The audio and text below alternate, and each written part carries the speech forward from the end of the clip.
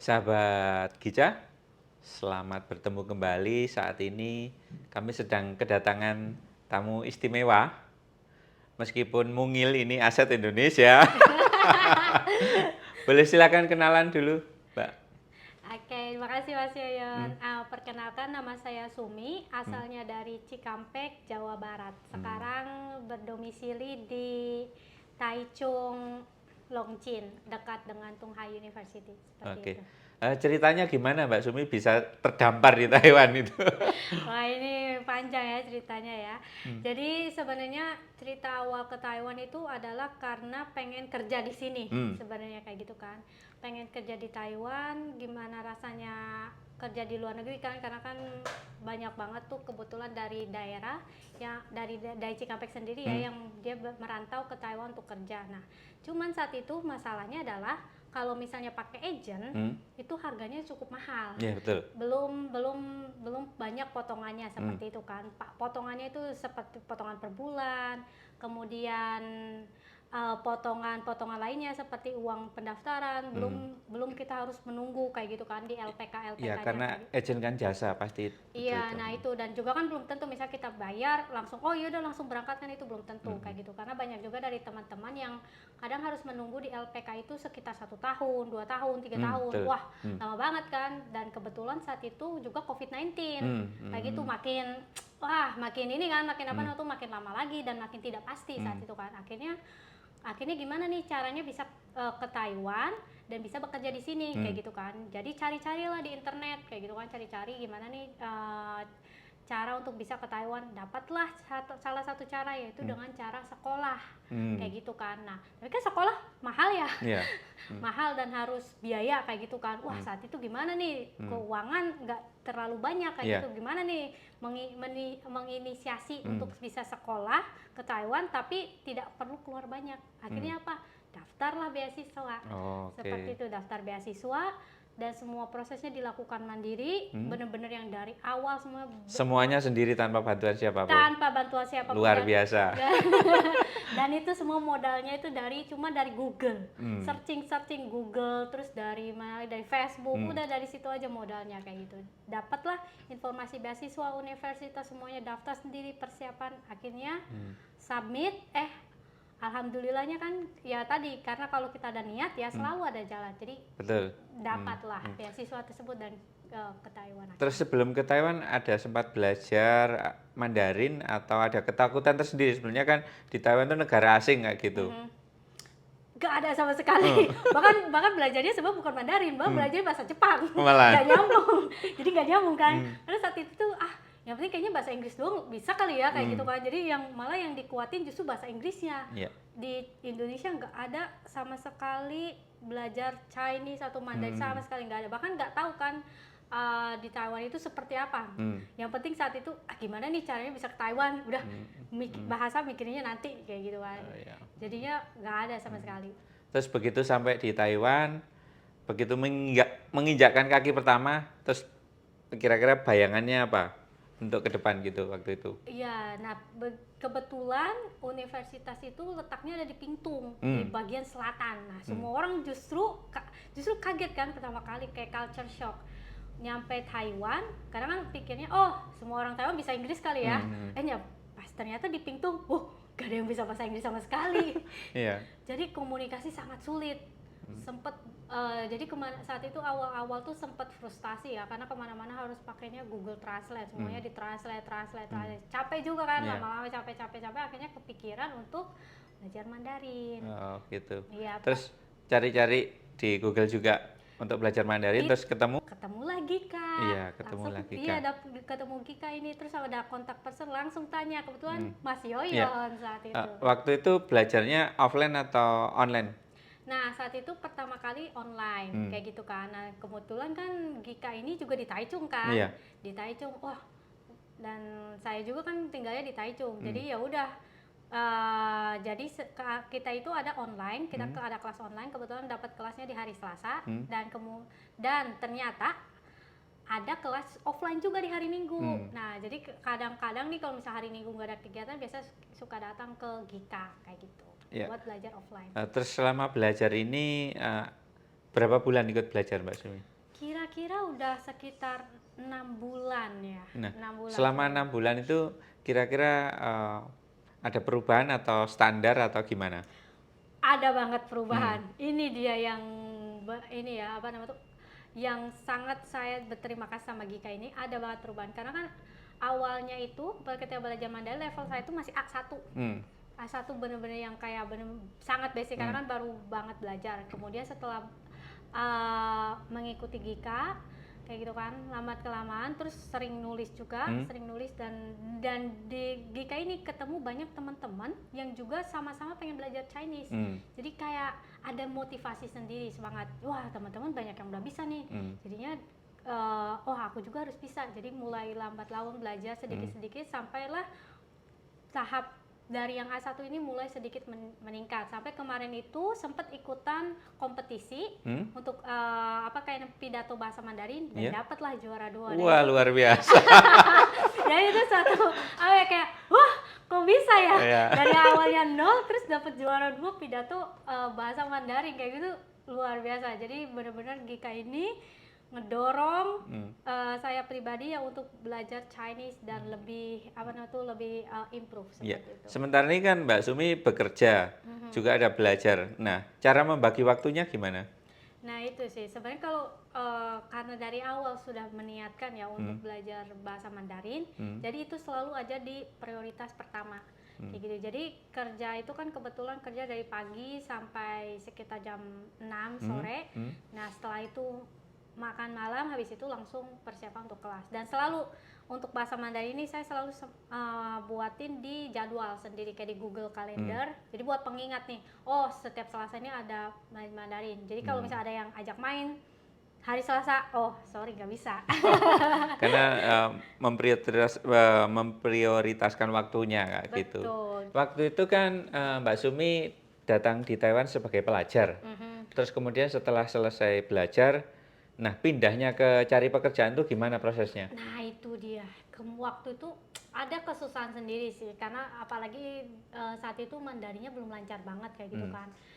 Nah saat itu tuh ada 2 opsi sebenarnya, yaitu opsi pakai agent sama opsi mandiri kayak gitu kan. Nah cuman masalahnya again ya, kalau pakai agent itu kadang emang harus ada biaya-biaya sendiri yang harus dibayarkan. Dan itu biayanya juga tidak sedikit, itu yang pertama. Kedua adalah belum tentu kita dapat kerjaannya kayak gitu.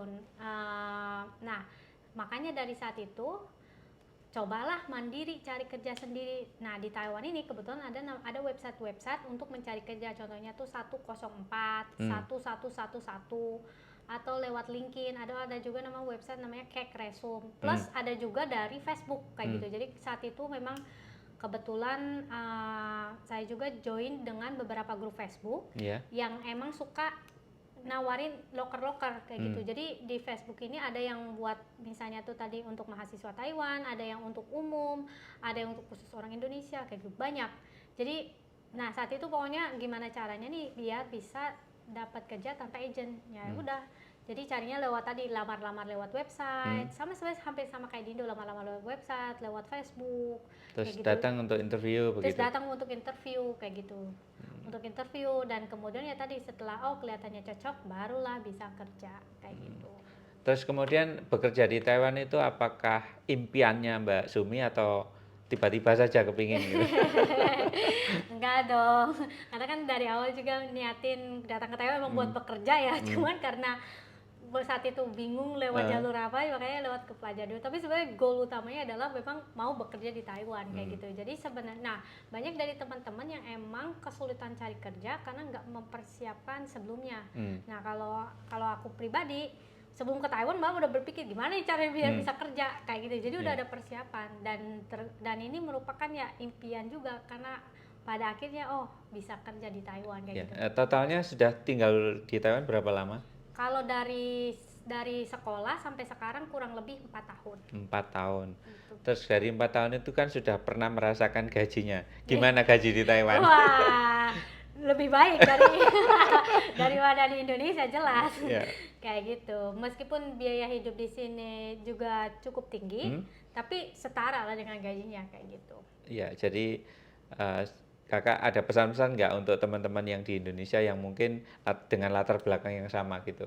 Oke, jadi ini untuk teman-teman semuanya yang mau lanjut ke Taiwan, mau Hmm. baik itu sekolah atau bekerja kayak gitu kan. Cobalah cari info sebanyak-banyaknya dulu kayak gitu.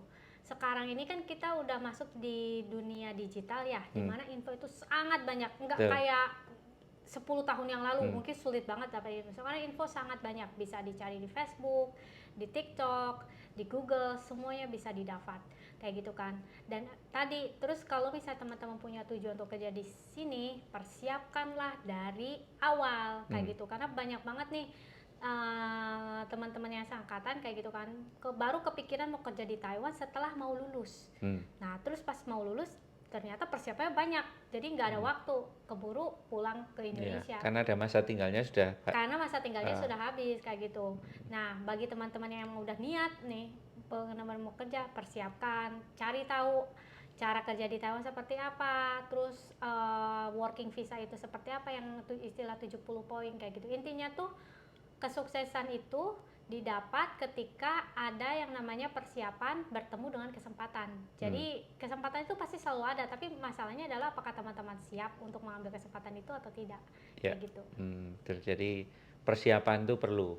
Persiapan untuk sekolah, persiapan untuk bekerja, dan satu lagi mungkin untuk pernikahan juga perlu Itu dipersiapkan. juga kalau misalnya apalagi ya kalau yang mau menikah sama orang Taiwan ya, Ya. ini harus dipersiapkan juga nih, gimana nih caranya apa ngedate sama orang Taiwan Ya, katanya. karena Itu kita nggak tahu kan, betul. kita bertemu dengan siapa seperti Betul, itu. jodohnya siapa, dokumennya seperti Ya, apa, kita nggak ada yang itu tahu. juga salah satu yang menjadi persiapan gitu. Terus sejauh ini apa komentar kakak tentang Taiwan begitu, secara keseluruhan? Secara keseluruhan, wah Taiwan ini ya tergolong tempat yang sangat aman. Ya, kayak di Indonesia ya kalau misalnya jam 9 malam masih di luar kayaknya tuh deg-degan rasanya, tapi di Taiwan tuh aman banget. Terus enaknya di Taiwan adalah di sini lebih bersih ya, lebih bersih, kesehatan juga terjamin. Karena di sini itu kan sistem apa namanya kayak BPJS Taiwannya itu sangat cepat sekali kayak gitu. Nggak ada perbedaan Nggak ada cara perbedaan penanganan. penanganan itu nggak ada. Jadi masih kita ke swasta, rumah sakit swasta, atau misalnya kita ke rumah sakit pemerintah, itu semuanya ditangani dengan hal yang sama. Meskipun kita orang asing ya, kita dapat pelayanan yang sama. Betul. Di sini itu makanya yang aku suka dari Taiwan itu adalah ya tadi masalah kesejahteraan sosialnya merata kayak gitu loh. Terus kalau misalnya kita aduh stres banget nih, capek habis kerja, mau lihat yang hijau-hijau, ke taman aja. Tadi di sini tamannya banyak banget kayak gitu loh. Iya.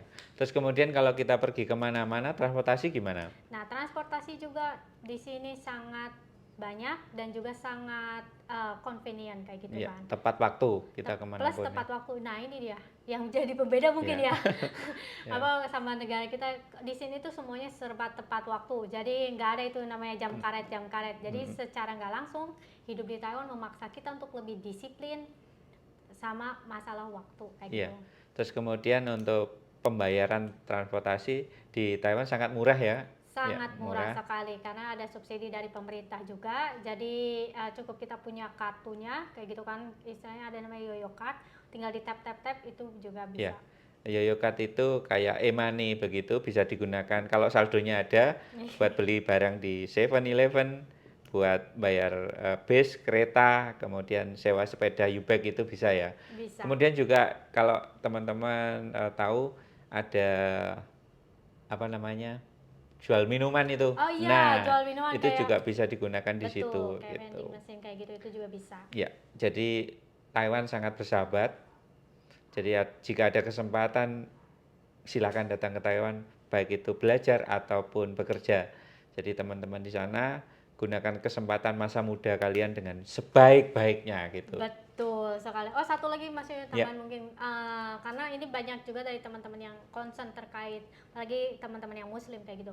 Jangan takut teman-teman bahwa di Taiwan ini ramah Muslim alias Muslim friendly kayak gitu kan. Jadi kita jangan pernah takut untuk dapat perlakuan rasis kalau misalnya teman-teman pakai hijab atau itu nggak akan ada sama sekali di Taiwan karena orang Taiwan ini sangat terbuka terhadap foreigner dan juga sangat ramah kayak gitu. Ya, nah itu sebagian besar yang sudah kami ceritakan teman-teman jadi pertimbangan tersendiri. supaya ya jadi pengalaman berarti buat kita semuanya.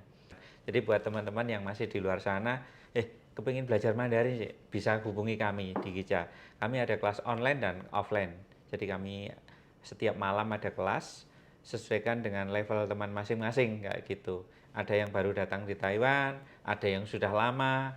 Nah, silakan bergabung bersama kami, hubungi admin kami seperti itu. Terima kasih untuk semuanya. Bye Terima kasih, bye. bye-bye.